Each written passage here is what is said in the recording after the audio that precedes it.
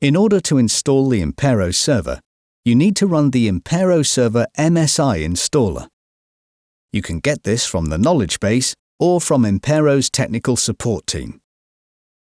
To begin the install, double-click on the Impero Server setup file. This will open the Impero Server setup wizard, where you should follow the install instructions.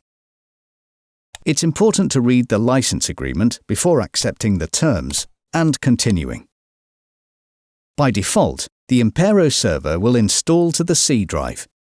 If you want to change this, select Browse and choose your preferred install location. Click on Install to begin the process.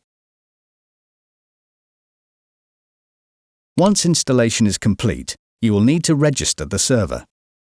To do this, click on the Impero Server desktop icon and follow the registration instructions. You will need to input an establishment name, an email address, and an activation code, which will be supplied by our technical support and installations team.